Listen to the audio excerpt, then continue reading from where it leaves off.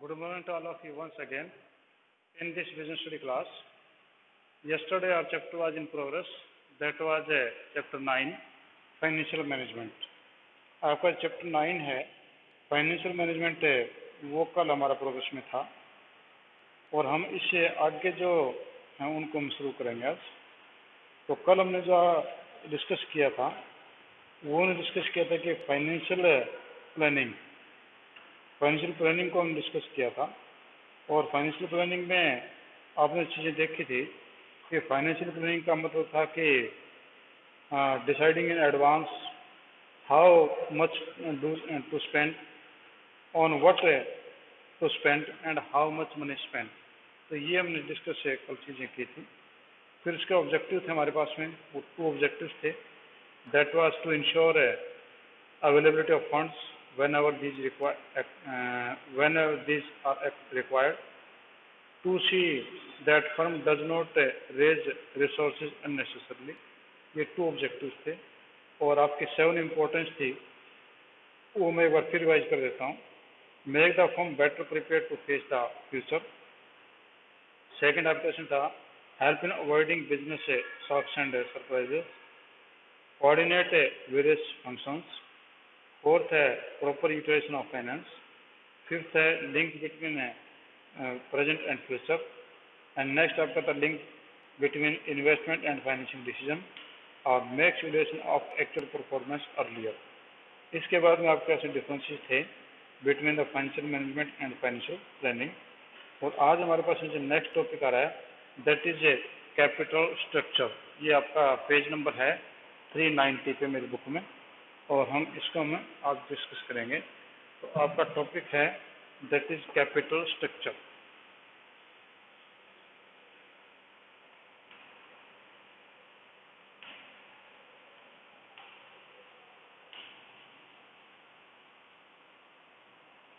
Capital structure इसको हम discuss कर रहे हैं। अब कैपिटल स्ट्रक्चर का मतलब क्या है? तो कैपिटल स्ट्रक्चर का मतलब ये है कि मैं एक फार्मूला ले लेता हूँ, बाद में डिस्कस करेंगे। Capital structure is equal to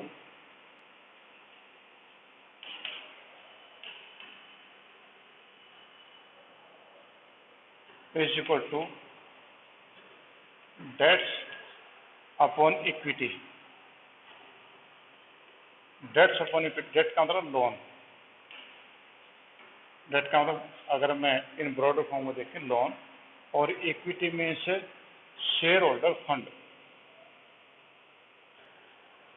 share holder fund, तो आपने जो है शेयर होल्डर फंड है, अब बिजनेस में आपने पढ़ा था शेयर होल्डर फंड के अंदर आपका SRM 3 पॉइंट थे, जिसमें S और R है share capital and reserve surplus, वो आपका शेयर होल्डर फंड कहलाता था। और लोन, डेट का मतलब loan any type of the debt which is taken by the firm outside the business. तो ये आपके पास में थे। अब इसमें जब हम कैपिटल स्ट्रक्चर की बात करें तो इसका मतलब क्या है?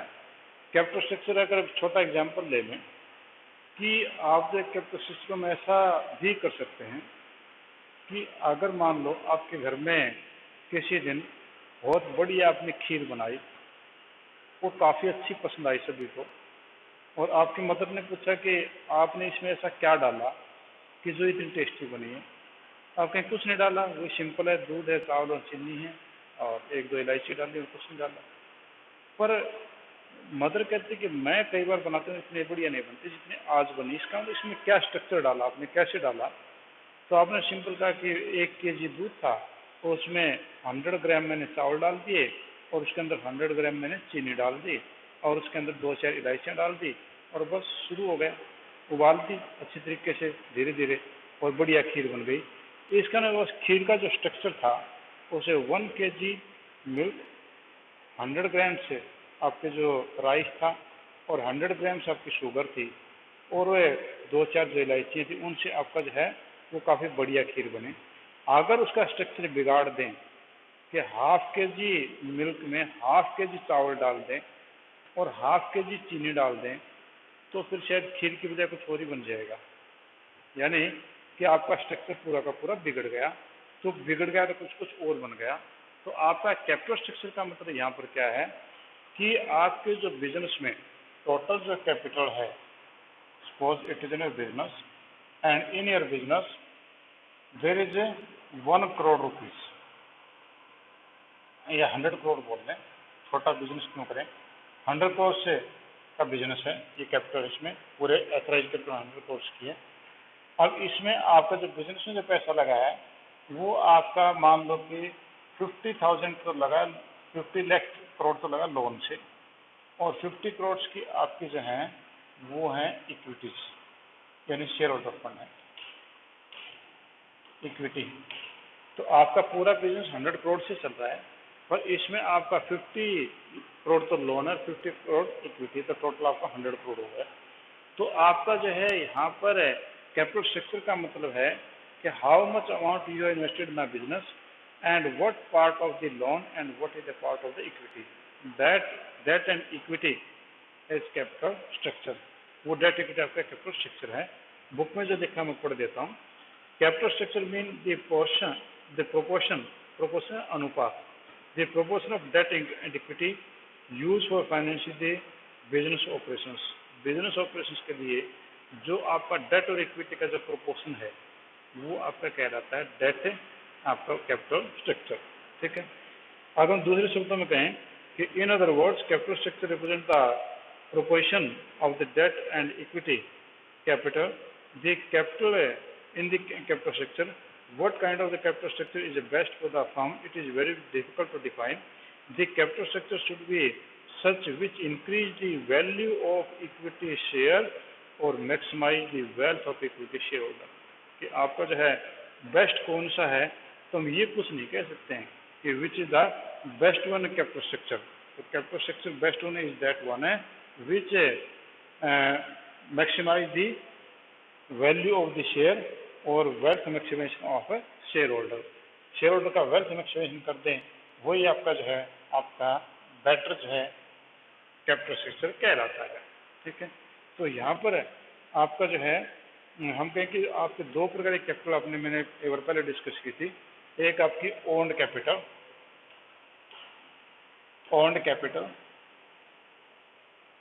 And another was that is borrowed capital. Another was borrowed capital. ठीक है। आपकी दूसरी बोरोड कैपिटल थी। तो ओन्ड कैपिटल तो होती जो खुद के पैसे हैं शेयर होल्डर्स के, और बोरोड हैं which are taken as a loan, जो लोन के रूप में लोगों से दे चुके हैं, वो आपकी बोरोड कैपिटल कहलाती है। अब इन दोनों का एक अच्छा सेगमेंट वो आपका एक अच्छा कैपिटल स्ट्रक्चर कहलाता है। और अच्छा कैपिटल स्ट्रक्चर कौन सा है?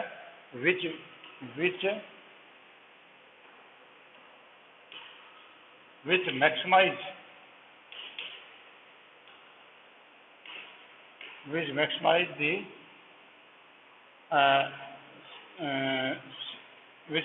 दी share holder wealth,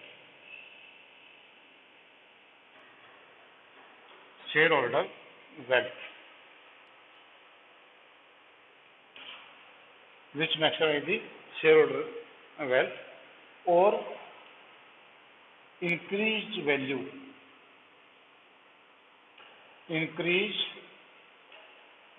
of share. दोनों का सेम मीनिंग है कि एक आइडल जो कैपिटल स्ट्रक्चर वो होता है which maximise the business wealth, which maximise the share holder fund को मैक्सिमाइज कर दे।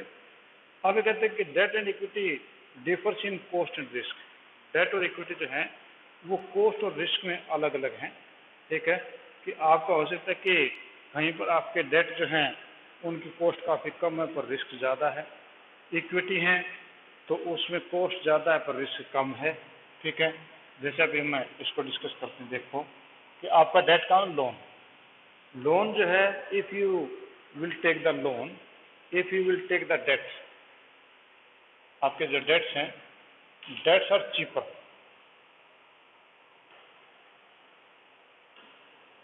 डेट्स आपके चीपर होते हैं, सस्ते होते हैं। इनकी कॉस्ट रेज करने की कॉस्ट चीप है, यानी इनको जो है अगर आप लोन रेज करते हैं तो these are cheaper in cost. But equity are costlier. जो इक्विटी हैं वो आपके कॉस्टलियर होते हैं रेज करने में। आपका जो डेट्स हैं वो चीपर तो हैं, बट ये आपके रिस्की भी हैं। These are risky but these are not risky, but these are not risky. अब ये चीपर हैं पर रिस्की है, ये क्या मीनिंग हुआ? ये कॉस्टलियर हैं पर रिस्की नहीं है, इसका मतलब क्या हुआ? तो हम इन बातों को देखते हैं। तो ये कहता है कि as debts involves less cost but it is very risky security, whereas equities are expensive securities but they are safe security from the company point of view. Debts is risky because payment of regular interest. Debts आपके risky हैं क्योंकि उनको जो है we require a regular interest and have a legal obligation also. If we are not in position to pay the loans debts at the right time, in that case they can move to the court and can take the charge against the property of the company or the against the asset of the company. Company के asset के against में charge court में जाकर के ले सकते हैं। तो इस प्रकार से ये हमारे लिए काफ़ी रिस्की हो सकते हैं, ठीक है। और जबकि आपका ये जो है कॉस्टली तो जरूर है पर रिस्की नहीं है। If there is no profit then there is no need to pay the dividend to the share holders, उनको पे करने की कोई जरूरत नहीं है। And they can't move to the court, court में नहीं जा सकते, तो इसलिए रिस्की कम है। Equity security are safe security from the company point of view as a company has no legal obligation to pay the dividend, जो मैंने आपको बताया। Capital structure of the company affect the profitability and the financial risk also. आपका जो capital structure है, जो date upon equity मैंने जो बोला है, तो डेट इक्विटी का जो स्ट्रक्चर है वो प्रॉफिटेबिलिटी और फाइनेंशियल रिस्क दोनों के बारे में सोचना पड़ता है। A best capital structure is one which results in maximise the value of the equity share holder और which being the rise in the price of the shares. जो मैंने आपको बोला था कि आपका जो है या तो शेयर्स की वैल्यू बढ़ा दे या वेल्थ मैक्सिमाइजेशन कर दे, वही आपका कैपिटल स्ट्रक्चर बढ़िया है, ठीक है जी। Generally companies use the concept of financing leverage to set up the capital structure. Company जो है वो फाइनेंशियल लीवरेज को जो यूज करती है, आपका जो है कैपिटल स्ट्रक्चर के लिए फाइनेंशियल लीवरेज, फाइनेंशियल लीवरेज आप कहेंगे फाइनेंशियल लीवरेज क्या है, हम अभी डिस्कस करते हैं उसको। तो कंपनी जो है फाइनेंशियल लीवरेज को जो यूज करती हैं आपके आइडियल कैपिटल स्ट्रक्चर को बनाने के लिए, ठीक है। अब ये फाइनेंशियल लीवरेज क्या है, या हम इसको ट्रेडिंग ऑन इक्विटी भी बोलते हैं, ठीक है। तो आपका कैपिटल स्ट्रक्चर का मीनिंग समझ में आ गया। Capital structure is equal to debt upon equity, ठीक है। Debts are cheaper but risky, equity are costlier in issue but not risky, ठीक है। And proper capital structure is that which maximise the wealth of the share holder, ठीक है। यही आपके point इसके अंदर है। अब आपका नेक्स्ट पॉइंट आपका फाइनेंशियल लीवरेज, हम उसको डिस्कशन करते हैं कि what is the financial leverage या ट्रेडिंग ऑन इक्विटी बोलते हैं।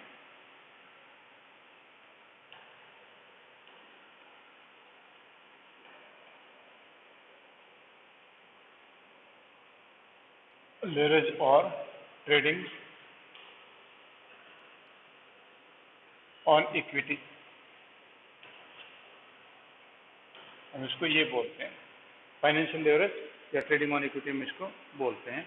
तो यहाँ पर फाइनेंशियल लीवरेज का फार्मूला जो है आपके पास में होता है डी अपॉन ई, जो मैंने पहले बोला था वो फार्मूला इसके पास में होता है ट्रेडिंग ऑन इक्विटी या फाइनेंशियल लीवरेज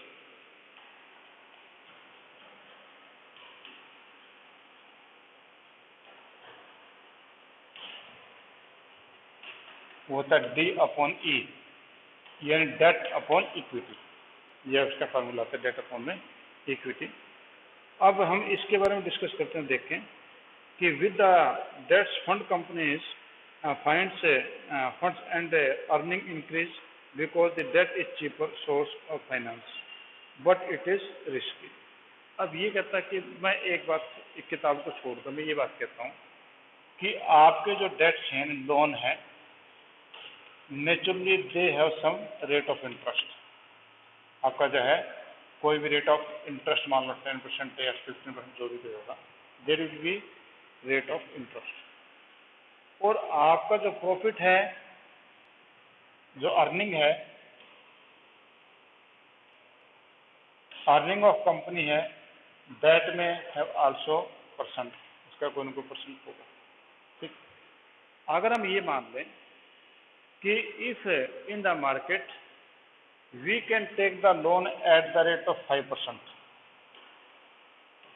हमें लोन जो है मार्केट में 5% रेट पे मिल सकता है, एंड आवर अर्निंग्स या प्रॉफिटेबिलिटी कहें, प्रॉफिटेबिलिटी एज 15%, हमारी profitability 15%, then why should we take the loan? We will receive the loan at the rate of 5%, and we will earn the profit at the rate of 15%, and we will get more 10% profit. हमें 10% profit मिल जाएगा। We will pay the interest to the debtors, not debtors, to the creditors, and we will get the more amount for the profit. हमें फालतू पैसा मिल जाएगा। तो यहाँ पर हमारी पोजीशन बढ़िया है कि अगर आपके there is a boom in the market, business is earning very good, you are earning by 15%, ROI is 15%, and but you to pay the interest on loan at the rate of 5%, you will get a 10% margin. तो आपका फिर तो समझदारी है कि आप loan लीजिए, ज़्यादा ज़्यादा लोन लीजिए, बिजनेस में लगाइए और पैसा कमाइए, लोन की पेमेंट कर दीजिए, बाकी पैसा शेयर होल्डर के लिए बच जाएगा। इससे शेयर होल्डर के लिए बच जाएगा तो शेयर होल्डर का जो वेल्थ है वो मैक्सिमाइज हो जाएगा। और यही हमारी डेफिनेशन थी कि आपका एक बढ़िया जो कैपिटल स्ट्रक्चर है उसका मतलब ये होता है कि wealth maximisation of share holder fund, share holder fund का वेल्थ मैक्सिमाइजेशन कर देना, वही आपका जो है एक बढ़िया कैपिटल स्ट्रक्चर है। तो इस प्रकार से आपका जो है प्रॉफिट है आपका 10% एक्स्ट्रा बच रहा है, तो ये आपके लिए वेल्थ मैक्सिमाइजेशन हो जाएगा। ठीक है, हाँ जी। अब देखो कि to prove the owners companies gain और earning per share is more when the debts is involve in the capital structure will be take the following example. हम कुछ एग्जांपल दे रहे हैं, 3 सिचुएशंस इसके अंदर दे रहा है। उन 3 सिचुएशन से आपको पता चल जाएगा कि यहाँ पर आपका कंपेरिजन है लोन के ऊपर इंटरेस्ट का और आपकी अर्निंग का। तो तीनों कंडीशन जो मैं आपको बता देता हूँ, आपके बुक में भी आपकी कंडीशंस हैं, उनको देख लीजिए। आपके 3 कंडीशंस हैं, फिर ये फाइनेंशियल लिवरेज आपको अच्छी तरीके से समझ में आ जाएगा। और ट्रेडिंग ऑन इक्विटी का मतलब जो है वो होता है कि आप अपना पैसा कम से कम लगाएं, लोन का पैसा ज़्यादा लगाएं और उससे आप जो प्रॉफिट कमाएं तो वो आपका कहलाता है ट्रेडिंग ऑन इक्विटी।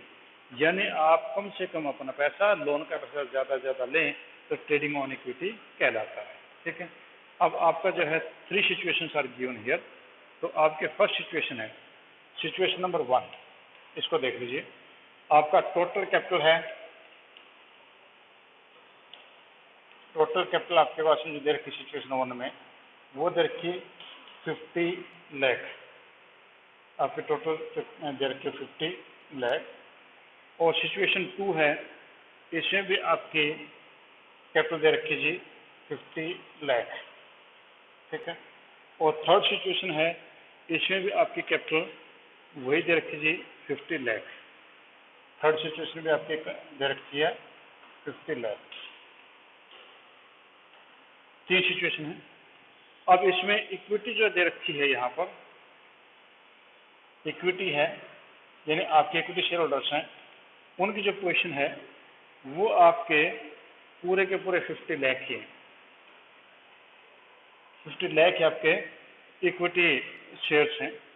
ठीक है, और ये आपके जो 5 लाख शेयर्स हैं, यानी आपके ये 5 लाख शेयर्स हैं, 10 ईच के हैं। और यहाँ पर जो आपका डेट्स है एंड लोन है वो नील है, लोन इन लोगों ने बिल्कुल नहीं ले रखा।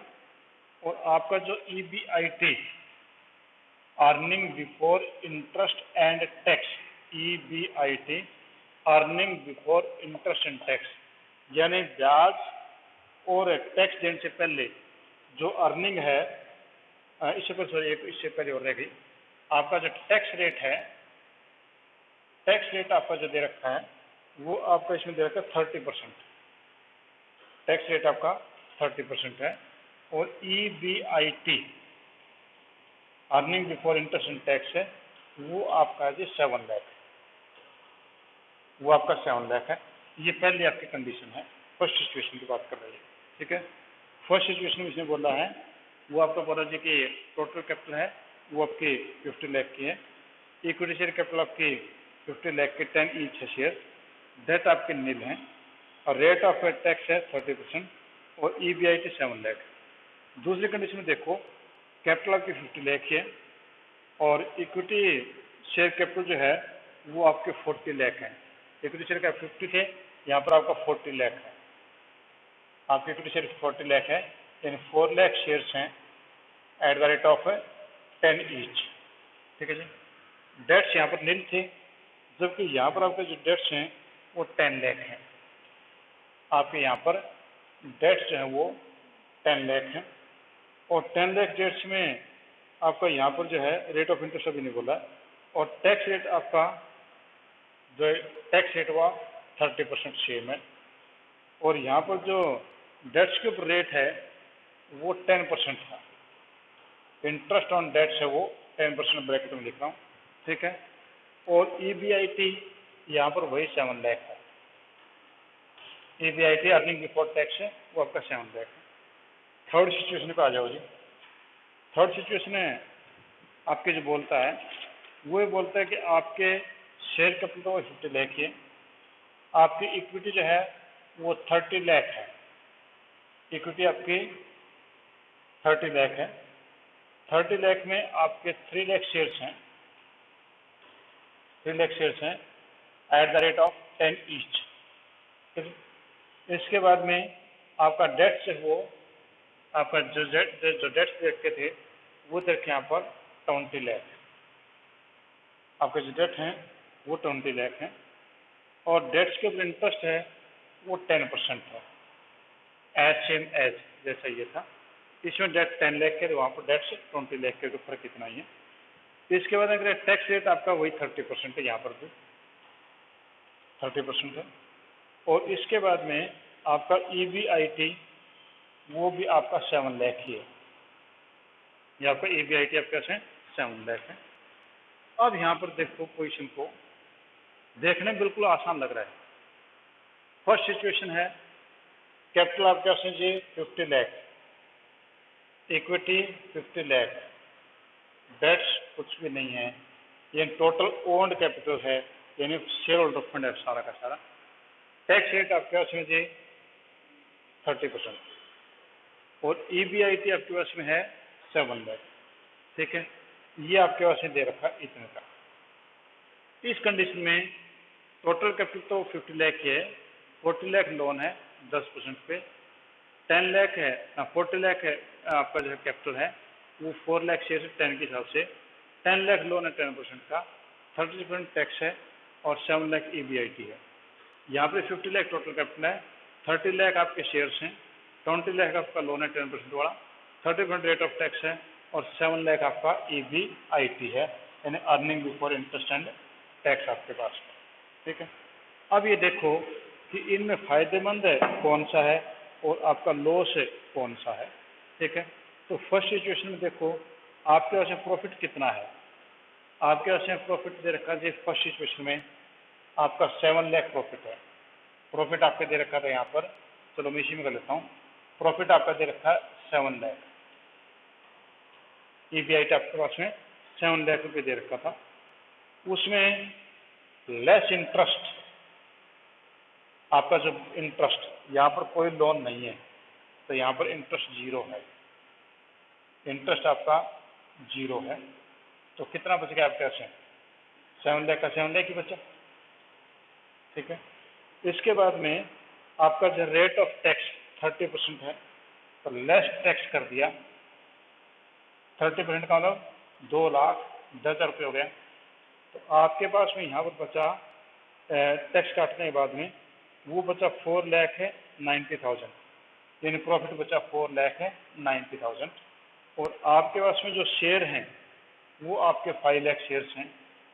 तो इसको अगर इससे काटेंगे तो ये EPS अर्निंग पर शेयर वो आपके पास से बनता है जी 0.98 पैसा, 98 पैसा आपके पास में बना। ये आपके पास बना 0.98 पैसा आपके पास में बना, अर्निंग पर शेयर 98 पैसा बना। ठीक है, दोबारा देखो, यहाँ पर आपकी प्रॉफिट जो दे रखा था, प्रॉफिट को हम EBIT बोलते हैं। EBIT आपके पास में है 7 लाख, लेस में इंटरेस्ट, क्योंकि EB इंटरेस्ट बिफोर ना अर्निंग बिफोर इंटरेस्ट, या इंटरेस्ट लेस कर दिया तो इंटरेस्ट हमारे पास 0 था। तो ये क्या हो गया, अब ये हो गया EAT earning after interest, EAI sorry. ठीक है, उसके बाद में यहाँ पर हमने ये टैक्स था, ये EAT आफ्टर टैक्स कितना बचाव कैसे 4,90,000 और टोटल नंबर ऑफ शेयर थे 5 लाख। इसे डिवाइड करते तो आपकी अर्निंग पर शेयर आ रही है 98 पैसा, 98 पैसे पर शेयर के हिसाब से है। सेकंड सिचुएशन में देखो, आपके पास में प्रॉफिट वही 7 लाख है, प्रॉफिट आपका 7 लाख है। आपके पास में इक्विटी है 4 लाख के, 4 लाख 10 इंच, और लोन आपका 10% के हिसाब से आपका जो 10 लाख का, तो लेस ये तो क्या प्रॉफिट। ठीक है, या EBIT बोल दो, EBIT ये हो गया 7 लाख, लेस में टैक्स कर, लेस में इंटरेस्ट आपने कर दिया इस पे 10 लाख पे 10%, 1 लाख इंटरेस्ट कम हो गया जी। तो आपके यहाँ से बच गया 6 लाख। 6 लाख के ऊपर अब आप कर दो 30%, इसके ऊपर घटेगा तो लेस है आपका जो है टैक्स आपके पास से जो घटेगा, मैं वो देख लेता हूँ कभी गलती ना कर बैठूँ। आपके यहाँ टैक्स जो घटेगा सेकंड सिचुएशन में वो आपके यहाँ से घटेगा 680, क्योंकि आपका इंटरेस्ट टैक्स फ्री होता है। तो यहाँ पर इंटरेस्ट आपका घट गया जी 1,80,000। तो ये आपका 180,000 आपका टैक्स घट गया, क्योंकि आपका 7 लाख में से 1 लाख है 6 लाख बचा, इस 6 लाख पे टैक्स लगेगा 30%, तो ये हो गया 180। अब ये बच गया आपके पास है 4,20,000 रुपये। ठीक है, तो 4,20,000 हो गए। अब इसमें देखो कि नंबर ऑफ शेयर आपके पास कितने थे, तो नंबर ऑफ शेयर जो यहाँ पर आपके जो बनते हैं वो बनते हैं जी 4 लाख, यहाँ 4 लाख शेयर बनते हैं। तो 4 लाख शेयर इसको डिवाइड कर लो तो ये आपके पास में आता है ₹1.05, 1.05। यानी आपका यहाँ पर देखें, यहाँ पर लोन ले रखा था तो भी पर शेयर ज़्यादा कमाया, यहाँ पर लोन नहीं ले रखा था तो भी पर शेयर पैसा कम कमाया। ठीक है, थर्ड कंडीशन में देखो, थर्ड कंडीशन में आपके पास जो है EBIT तो उतना ही है, EBIT तो आपके पास वही 7 लाख ही। ठीक है, लेस में इंटरेस्ट आपके पास कितना हो गया, आपका 20 लाख पे 10% से 2 लाख हो गया, बाकी कितना बच गया 5 लाख बच गया। अब 5 लाख के ऊपर आप 30%, तो less tax at the rate of 30%, वो आपके पास में गया 1,50,000। बाकी कितना बच गया 4,50,000। इसको आप डिवाइड कर दो 3 लाख शेयर से, तो ये आपके पास में गया 3 लाख शेयर्स।